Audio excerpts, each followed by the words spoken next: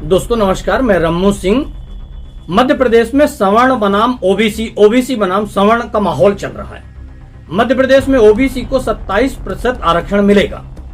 OBC को 27% का आरक्षण दिलाने में भाजपा के सीएम शिवराज और कांग्रेस के पूर्व सीएम कमलनाथ में श्रेय लेने की होड़ लग गई है। सवाल उठता है, कमलनाथ और शिवराज क्या सिर्फ ओबीसी के लिए काम करते हैं? ऐसे में अब सवर्ण भी आवाज उठा रहे हैं। मगर विंध्य प्रदेश में ओबीसी लगभग 30 वर्षों से सुनियोजित तरीके से सवर्णों को राजनीतिक हाशिए पर धकेलने में प्रयासरत है। इसमें ओबीसी काफी सफल भी हुए हैं। मैं एक एक सवर्ण नेता के राजनीतिक कैरियर पर आप लोगों के सामने बात रखूंगा और एक एक ओबीसी नेता के बढ़ते राजनीतिक कद के बारे में भी बताऊंगा। ओबीसी विंध्य में सिर्फ एक जगह अभी तक सफल नहीं हो पाए हैं। बाकी हर जगह ओबीसी ने मन चाहे राजनीतिक पद प्राप्त किए हैं। सीएम शिवराज ने विंध्य में ओबीसी को स्थापित करने में कोई कसर बाकी नहीं छोड़ी। उन्होंने भरसक प्रयास किए हैं। शिवराज ने कैसे एक एक सामान्य नेता को घर पर बैठाया, मैं इस पर भी चर्चा करूंगा।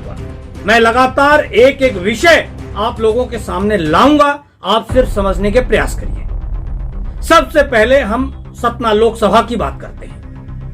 कुंवर अर्जुन सिंह मध्य प्रदेश के मुख्यमंत्री रहे, पंजाब के राज्यपाल रहे, केंद्रीय मंत्री रहे। कुल मिलाकर विंध्य प्रदेश से जो राजनीतिक मुकाम कुंवर अर्जुन सिंह को मिला वह शायद अन्य कोई नेता नहीं हासिल कर पाया।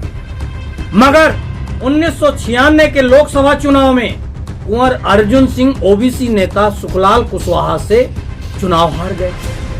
कहा जाता है इस लोकसभा चुनाव में अर्जुन सिंह को हराने के लिए ओबीसी लामबंद हो गए थे और इनका साथ कुछ या कई ब्राह्मण नेताओं ने भी दिया था। 1996 में सुखलाल कुशवाहा का चुनाव जीतना और पूरे विंध्य प्रदेश में राजनीतिक उथल पुथल का माहौल बनना तैयार हो गया।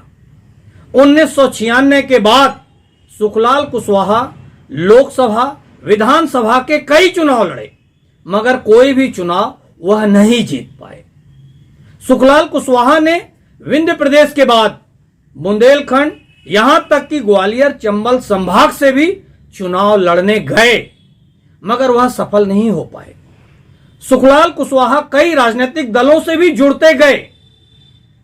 बहुजन समाज पार्टी, राष्ट्रीय समानता दल तो उन्होंने खुद अपना बनाया था। समाजवादी पार्टी से भी कुछ समय सुखलाल कुशवाहा जुड़े और अपनी किस्मत आजमाई, मगर वह सफल नहीं हुए। 1996 के बाद सतना लोकसभा से कोई भी सामान्य नेता चुनाव नहीं जीत पाया। 1996 में सुखलाल कुशवाहा चुनाव जीतकर ओबीसी के लिए रास्ते खोल दिए। 1998 में भाजपा से ओबीसी रामानंद सिंह भाजपा से चुनाव जीते। 1999 में फिर रामानंद सिंह चुनाव जीत गए। इसके बाद 2004, 2009, 2014 फिर 2019 में लगातार 4 बार ओबीसी गणेश सिंह सतना लोकसभा से चुनाव जीतते आ रहे हैं। इस दौरान जो सामान्य नेता चुनाव हारे उसमें डॉक्टर राजेंद्र कुमार सिंह अमरपाटन वाले, अजय सिंह राहुल, सुधीर सिंह तोमर, नारायण त्रिपाठी, राजा राम त्रिपाठी, इनके नाम शामिल हैं जो चुनाव हार गए। 1996 में सतना लोकसभा हारने के बाद कुंवर अर्जुन सिंह जनता के बीच चुनाव नहीं लड़े। राज्यसभा के माध्यम से अर्जुन सिंह केंद्रीय मंत्रिमंडल में रहे, मगर उनका सतना से मोहभंग सा हो गया। ओबीसी फैक्टर सतना लोकसभा में कामयाब रहा। 7 लोकसभा चुनाव लगातार सतना से ओबीसी नेता जीतते आ रहे हैं। इस तरह से सतना लोकसभा पर ओबीसी ने कब्जा जमाने में कामयाबी हासिल कर ली। मध्य प्रदेश में ओबीसी आरक्षण का श्रेय लेने के लिए शिवराज और कमलनाथ लड़ रहे हैं, इसलिए यह मुद्दे सामने ला रहा हूं। लगातार ओबीसी बनाम सामान्य कहां कहां कैसे कैसे सामने आए और कौन कैसे हाशिए पर गया, मैं आप लोगों को बताने के प्रयास करूंगा। कैसे लगा आप लोगों को मेरा यह वीडियो, बताइएगा जरूर। धन्यवाद दोस्तों। इसके बाद हम चर्चा करेंगे अमरपाटन विधानसभा की, कि कैसे रामखिलावन पटेल ओबीसी नेता वहां आए, जीते और आज वह मंत्री हैं।